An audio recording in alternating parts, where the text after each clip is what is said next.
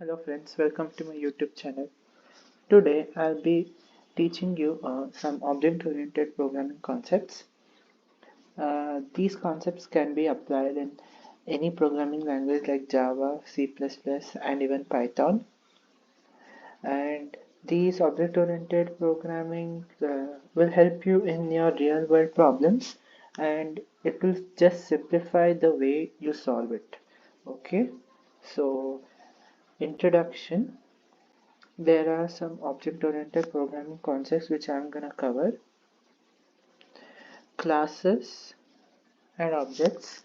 These two concepts will be covered in today's video, and there are a few others like abstraction, encapsulation, polymorphism, and inheritance. And there are others also, that is methods and instances. So these are the main object-oriented programming concepts. And today let me start with classes. Okay, so what are classes? A class can be stated as a blueprint of an object. It states what the object does. So it is said that class is a blueprint of an object.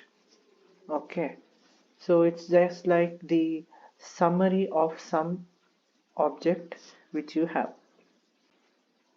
and it also contains all features, attributes, and the behavior of what a model can do.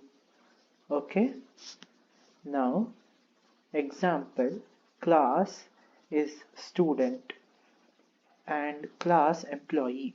If I take a class student, student is a class, and if I want to name some objects under that student, I would say his name, roll number, birth date, which class he is in are all objects, and which school he studies.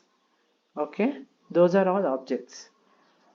And if you consider class employee, employee can be a technical employee or non-technical employee or a teacher, anything it can be. So any employee might be a college employee or a company employee or an what do you say, a manager, all comes under employee. Okay, that is a class. Now here is the syntax: key class name. This is how the class is written. This is the basic syntax. Okay, class is a keyword, and it is written after class. You're writing its class name, and inside the flower braces we are using access specifiers, data members or variables, and member functions. Okay, access specifiers, here it's mentioned as private, public, or protected. See, these are the specifiers which specify the access as private, public, or protected. It means that if it's public, it is accessed by all the data members or member functions in the class. Or if it is private, it will be mentioned inside the access specifier that only these type of functions are allowed, like that. Okay, so data members and member functions. Member functions are nothing but methods, which I'll be covering in the next few videos. Data members are the variables which you initialize in a class. Okay, and after the flower brace is closed, you should put a semicolon, that is end of the class. Okay, now if I take another example of class as car, here you can see car. Car is a class, BMW and Suzuki is a object. Now if I take vehicle as a class, now car and truck became an object. So this is what class means.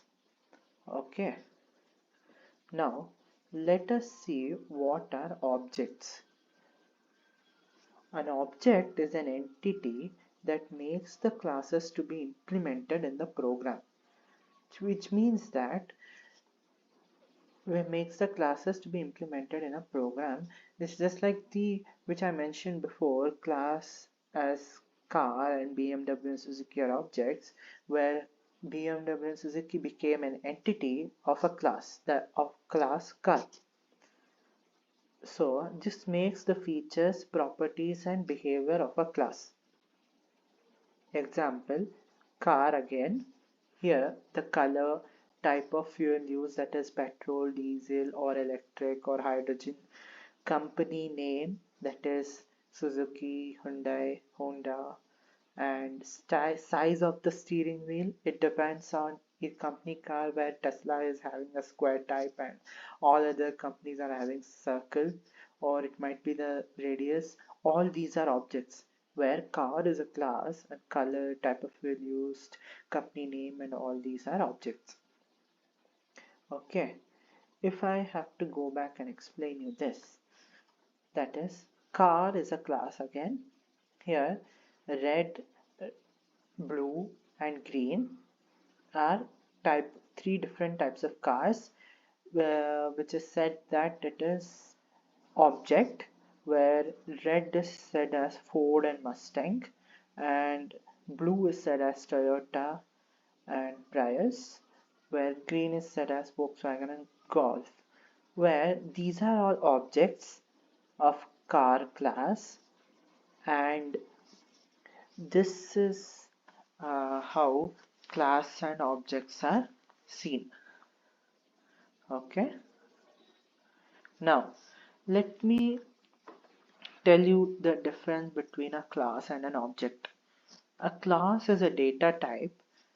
Okay, an object is an instance of that class. Where class generates objects, object will give life to class. We have got to know that. Like in the previous example, we have said that objects are the type of fuel used, company name, right? So it literally gives life to that class car. So that's what it means. Okay. And class does not occupy any memory location. No memory location has been allocated for a class. But when you initialize an object, that occupies the memory location. So class cannot be manipulated as is. Some major change has to be done if it has to be manipulated. And objects can be manipulated. Now here I have taken an example of a class student, and an access specifier mentioned here is public, and here are the objects, that is integer data type, roll number, name, age. Okay, these are all, see, they have mentioned it as data variables.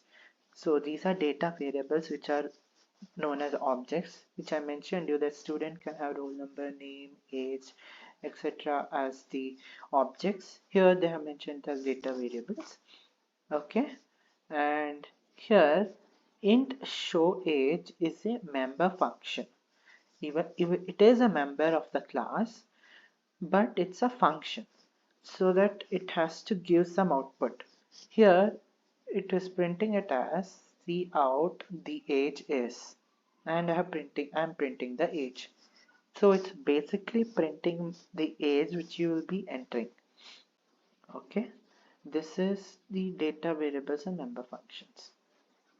So thank you guys. Hope you like my video on classes and objects. In the next upcoming video, I'll be talking about abstraction, encapsulation, polymorphism and inheritance. All these four are very important topics, and if we get thorough with these topics, it is very easy for us to do programming, and it's easy for us to solve any type of problem which we occur in coding. So thank you guys, hope you enjoyed the session, and please subscribe my channel. and I hope my videos are helping you a lot. Thank you. Have a nice day.